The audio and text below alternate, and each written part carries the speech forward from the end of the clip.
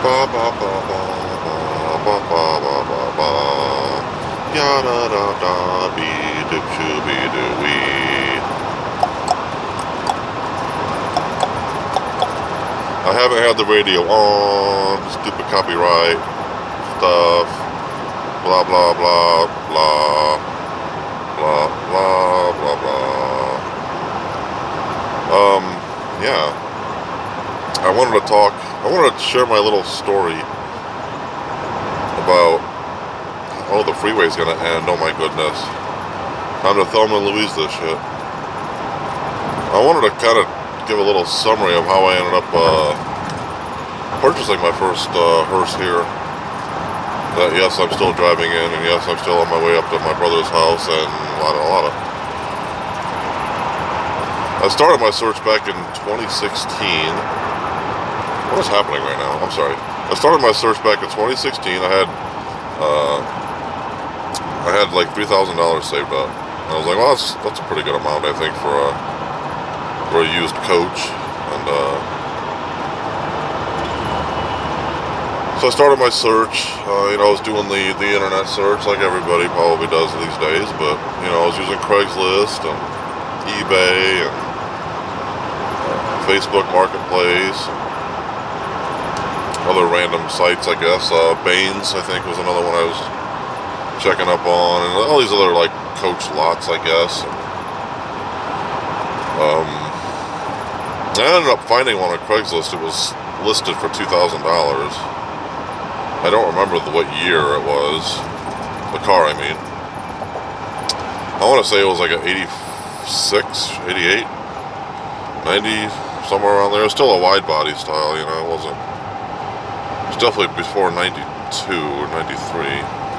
Or I should say even before that. But anyway,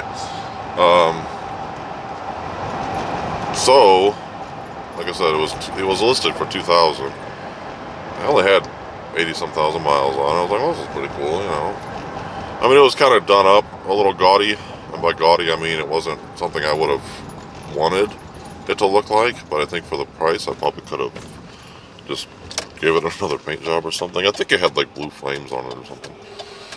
And they took all the stuff out of the back, but the casket, where the casket goes, they took all that hardware and stuff out, like the rollers and all that shit was gone. And they were gonna put like seats in it, which I wasn't crazy about either. But anyway, so I decided to make the trip just to go look at it. Like I said, it was in Ohio. It was like a 3.5, 4-hour drive. I asked my good friend Bill if he wouldn't mind, going with me, like driving basically, because I didn't think my Blazer would make it, or I probably would have, I guess, and I really didn't want to take the Monte Carlo. And I'm like, well, if I end up buying it, how the hell am I going to get it home? So I basically took like $2,000 in cash with me, and we made the trip, and we got out to this guy's house. I think it was on the Ohio border, I don't know, but anyway, we got to his house, and he's like, yeah, he showed me the car. It's just sitting out front. It was a beast, man. It was a big metal beast, basically. I remember I got in it, and he said, yeah, it'll fire right up, which it kind of did, I guess. It was a little hesitant, but it was one of those deals where the longer it ran, I thought like the idle got a little more rough, and I put my foot on the brake, and I put it in gear, and it was just like, you could just tell as soon as it shifted, it just like started shaking, and it's almost like it didn't want to even stay running. So I get out, and I'm kind of just checking it out, and he's got like some kind of little like zombie head coming out of I don't know, he did some weird stuff to it. I wasn't too thrilled about the whole situation, but I'm not even sure why I decided to make the trip, to be honest with you. At least to go see that. I mean, it did come out in the end here shortly, I'll tell you, but so I get out of the car, I get out of the Hearse, and I go to my buddy Bill, and I'm like, dude, I don't think this thing is, exactly what I'm looking for. And I kind of apologize. I'm like, I didn't really mean to have you drive me all the way out here. He's like, oh, that's cool, man, whatever. And So Bill was basically like, dude, I don't think even if you bought that thing, I don't even think it'd make it back to South Bend. I said, yeah, I don't think it would either, because right now, as it sits, it doesn't even want to run. I can't imagine what it would do on a highway. I don't know what, you know, I don't know enough, I guess, about it, which I guess that's the same with any car, but, you know, it's not like I could do a Carfax right then and there, even if something even pulled up, you know. So I kind of was like, no, dude, I'm sorry, you know, I was like, this isn't really what I was looking for. I know we came all this way, and I told him, I was like, look, thank you for your time. I'm going to go ahead and take your post and share it amongst, you know, people I know, and with some Hearse pages and all that stuff. And he goes, all right, that's pretty cool, you know, thanks for that, and yada yada. So Bill and I get back in his car, which happens to be a Cadillac, also. And I look at him, I'm like, look, and I'm on my phone, and I'm looking at, I was like, I know there's a Coach dealership here in Cincinnati. Now, I know y'all already know where I'm talking about. I said, we're only about, I don't know, I think we're about 45 minutes away. I said, can we go there? Is it cool? I mean, I figure we're already out this far. And he's like, yeah, man, I mean, why the hell not? Let's go. And so we head out to Carl Warner's lot. CW Coach lot, you know. And we head out there. And we get there. And he basically, like, drops me off, because it's kind of in a weird location. It's like almost like if I remember correctly, it's like an intersection of some kind, almost like a five-way. But anyway, he drops me off, and he ends up driving back around to park on the side of the lot. And I go up to the gate, and the gate's locked, and I'm like, man, I mean, how was I supposed to know, you know what I mean? I guess I didn't look at the hours. I didn't even really know it was already after 5, you know. I was like, man, that's kind of disappointing. So I'm like, well, you know what? I'm just going to call Carl. Because either I had his number, because I talked to him before, or I just looked it up. And he answered. And, sorry, I'm just making sure I'm knowing my exits here. And he answered. I said, hey, this is, so-and-so, Joe. Like I said, I don't remember if we spoke before or not, but I was like, yeah, I'm actually standing outside your lot. I didn't realize that you closed at 5. And these rolls are great. I didn't realize you closed at 5, and I just got here. I would love to be able just to, you know, go beyond the gate and walk around and look what you got. You know, I really want to get one of these things. It's I'm doing it kind of for my 40th birthday, which I guess you didn't really need to know that, but you know, I've wanted one for a long time, and I think it's, you know, like I said, I saved the money up. It's finally time to put the nail in the coffin, you know, no pun intended. So he's on the phone with me. He goes, all right, well, hold on, let me give my guy a call, and I'll give you a call back. I said, all right, cool. So basically, I'm back in Bill's car, and we're kind of waiting for him to call me back. He calls me back within a few minutes, and he says, Joe. I was like, yeah. He goes, I'm gonna go ahead and have, I don't remember the guy's name, one of his mechanics, I think, or something. I'm going to have so-and-so open the gate for you, so you can walk around and look what I got, and let me know if you're interested in anything. He goes, are you looking to purchase today? I said, well, no, not really, but soon, you know. I mean, it's not something I had to have, I just, you know how it is. But, damn, I think I finally got this highway done. So yeah, he goes, well, I'm going to do you one better. I'm actually delivering a limousine tonight to Walkerton, Indiana. I was like, all right, cool. I was like, well, I know where that is. It's about 30 minutes from South Bend. He goes, yeah. Because I told him I came from South Bend. I think that's what kind of sparked his interest. Because he felt like, well, shit, this guy drove 4 hours or whatever it was to come look at my lot. Least I could do is come out and meet him. So that's what he wanted to do. He told me over the phone. He's like, Joe, I'm going to come out and I'm going to talk to you and I want to meet you. And he goes, I'm about 45 minutes away from the lot. That's all right. That's cool. I mean, he goes, if you don't mind waiting, you can. He goes, you can have, you know, you can look around the lot, you know, whatever. And he goes, if you get cold, let I wish I remember that guy's name. Let so and so know, and he'll let you inside. Because I think this was March, or maybe even, yeah, it had to have been March. But I was like, all right, cool, yeah. And I basically told Bill what was going on. I said, Bill, I hope you don't mind waiting another 45 minutes. Because Carl's on his way and he wants to meet me for, you know. So we waited, and it was maybe, you know, probably 45 minutes, an hour or whatever. He shows up and he pulls up and he gets out of the car and he extends his hand to me, and I'm like, yeah. I'm the guy looking for a hearse. He goes, let me guess, you're looking for a black Cadillac. I said, well, isn't everybody? He goes, yeah, you know what? Everybody pretty much does. He goes, I just sold. Because I told him, I was like, well, I mean, I got a couple grand with me right now, but I don't really know what I want. I said, because at the time I wanted something older. I still want something older, you know.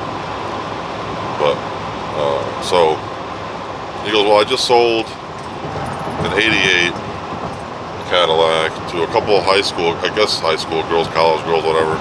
He goes, they just picked it up, like, just a few days ago. I said, really? I was like, yeah. He goes, not that I'm disappointed. He goes, I'm just disappointed for you, I guess. But I was like, well, you know. And I'm kind of wondering if that's the one we talked about, which is why I had his number to begin with. We must have talked about it already. And he must have sold it, which is fine. I didn't put any money to hold it or anything. But, so where was I? So yeah, so we talked for half hour, you know, 45 minutes. I'm basically telling him, like, you know, I'm in this car club, and we're not make model specific. We take, you know, we'll take people with whatever you got. It's not really about the cars. It's more about the people and doing things with the people. And, I mean, the cars too, of course. I mean, it is a car club after all. It's not a bowling team, but. And so he's like, yeah, here's what I can do. I'll keep in contact with you. Whatever comes around, whatever I end up finding around your area, around the South Bend, you know, Southwest Lower Michigan area.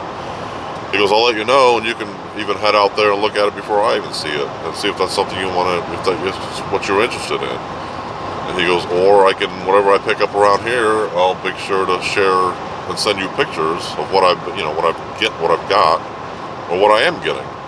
I said, well, sweet, you know, and that to me, you know, was enough for me to be satisfied. You know, I was like, well, you know what, I'm not driving away with a hearse right now, but I'm driving away with a lot more information, and, you know, a guy in my corner, which I didn't have before, and I just thought that was sweet. I mean, the fact that he came out and saw me and wanted to meet me was just epic, you know, because I don't even use that word very often, but I just thought that was amazing. He didn't have to do that, you know. But he's one of the coolest dudes I know. You know, I actually saw him this year at Hearse Fest.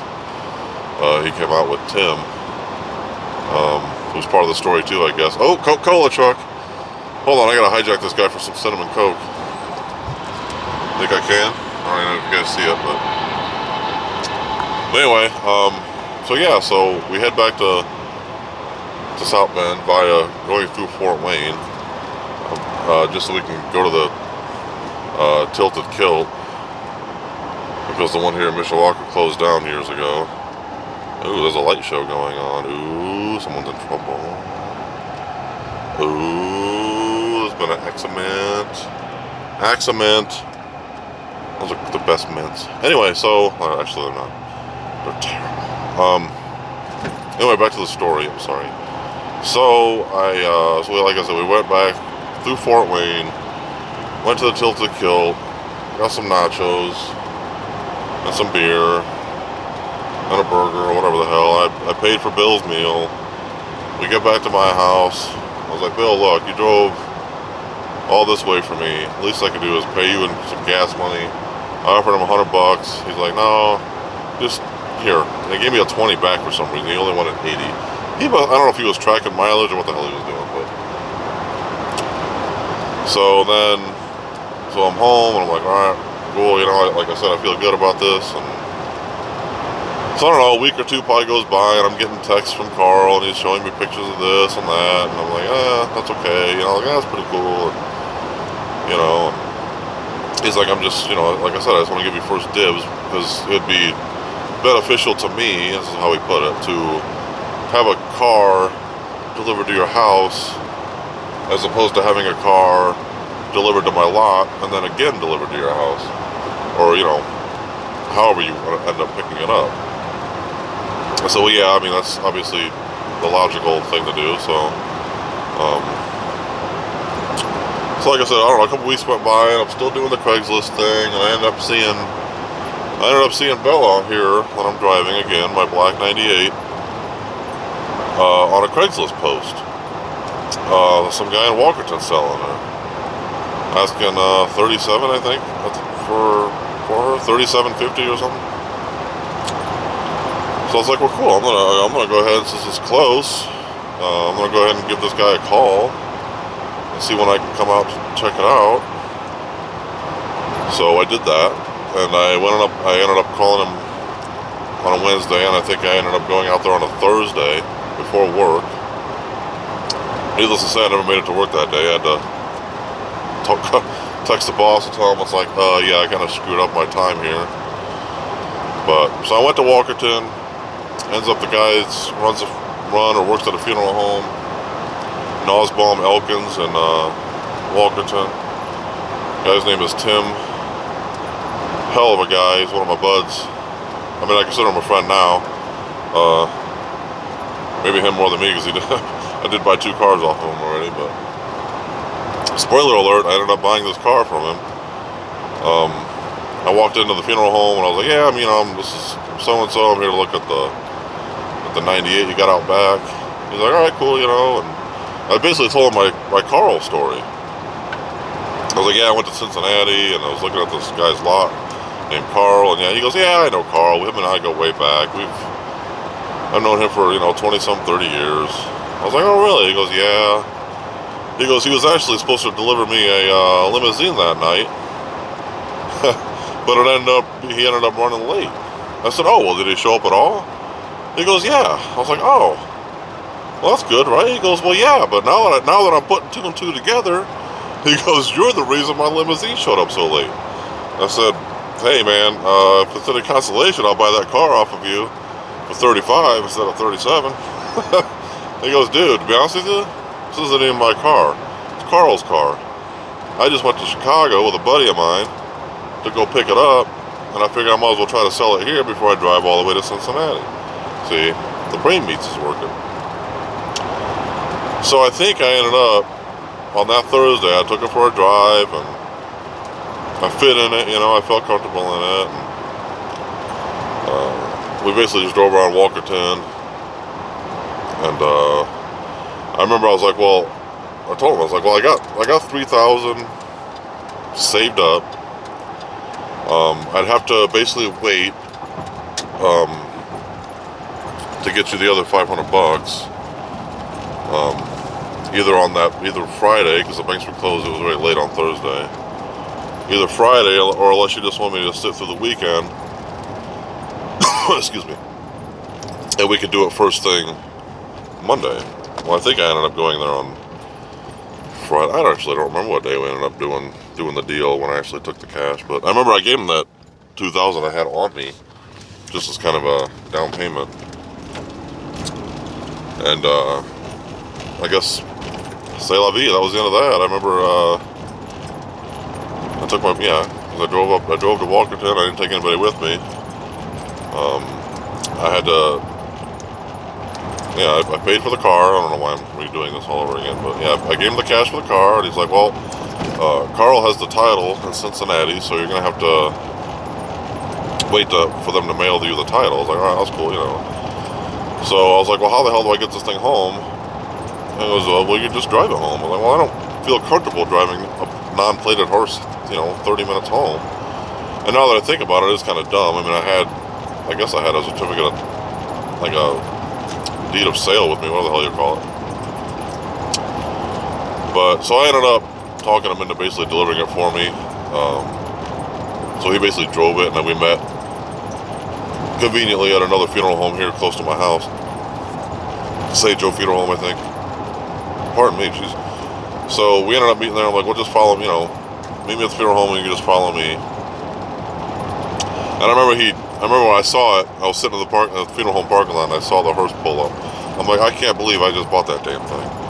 And as soon as it pulled up behind me, and I'm looking in my rearview mirror, I'm like, man, that thing is badass. Is it what I wanted? No, but it's still pretty fucking badass. I mean, finally, my 40th birthday, went out and got myself my midlife crisis mobile, but no, that's not really what it is. But I don't know, I was just stoked. I was like, man, I can't believe that thing's behind me. At the whole time home, So he ends up pulling into my drive for me, and we end up seeing this. He's like, well, let's find out if it fits in your garage. Well, it doesn't, unfortunately, but yeah, so I had to wait around basically for the title before I could play it, and it took a while to get the title. But hey, and then he's like, what else are you gonna have to do, because it's an out-of-state purchase? I had to have a police officer come out and verify the VIN number. And this is another kind of funny story. He came out, and he basically just pulls up. He goes, wow. I was like, yeah. He goes, are you the guy who wants the VIN number checked? I was like, yeah, I went to the station and got this form that I suppose you have to fill out. And he's like, oh, yeah. He's like, man, I've never done one of these before. He goes, I was like, what do you mean, the car? He goes, no, I never actually filled out one of these forms before. I was like, oh. He goes, let alone have I ever done a hearse before. I was like, well, I guess you're killing two birds with one stone. What a weird saying that is, by the way. Today, you're actually, I guess, doing both.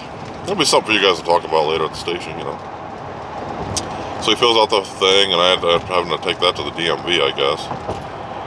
After I ended up getting the title through the mail, and I ended up going out and getting the plates. I think they put $2,000 as the sale price as the price on the title, which is fine. But anyway, c'est la vie. Here she is, Miss America. Yada yada yada. And here I am on my brother's street. I'm gonna have to sign off here. That way you don't know where he lives. Ooh. Not that you guys would even have any idea where I'm at, because everything in the background looks like moving trees. Because it is. But anyway, that's my little hearse story. I bought the silver hearse just this year, back in September. Or October, something like that. I basically just randomly shot a text to Tim, the guy who sold me this, and said, hey, you got any, cars for sale? Like another hearse for sale for about, I don't know, $1,500 to $2,000, something like that. I kind of got a little money saved up, and I don't really mean to look. I told him, I was like, I'm kind of looking for something older, and yada yada. He goes, I got this, and he showed me a picture. I was like, I don't know if that's really what I'm looking for. He goes, $1,600. I was like, fine, whatever. You know what? I'll take your damn car. He's like, well, at least come out and look at it. So we did, and yada yada. 86,000 miles, I think it has. The LT1 motor. Corvette motor. So fine. New battery, new fuel pump. I put new, I didn't, but I had new oil lines put in. It was leaking oil pretty bad in my driveway. Typical Cadillac, I guess, but that story's not quite as exciting as the other one, but I just thought it was cool that how everything kind of came together, and how what a small world it really is. And I guess when you're looking for hearses, look no further than those who sell them, I guess. I don't know if that makes any sense, but now that I've done the Hearse Fest thing this year, and I'm definitely going to go back next year, and I definitely feel like I'm part of a community of like-minded people, and it's awesome because, right now, like, in my neighborhood, or whatever the hell you want to say, it's kind of, for my circle of friends, I kind of always feel like the standout, but not really anymore, because I'm meeting a lot of people that have bought their coaches off of either Tim or Carl or somebody, known. But anyway, like I said, I'm going to have to sign off. I'm on my brother's road. We're losing daylight. We got to get this bad boy in his barn, in his shed, whatever he wants to call it. Another long ass video. I'm sorry, you guys can skip through it. I don't care. I just wanted to tell my little story. I got more stories coming, I'm sure. Pause. I'll probably do some stuff Monday and Tuesday. But until then, I'll see y'all later, bitches.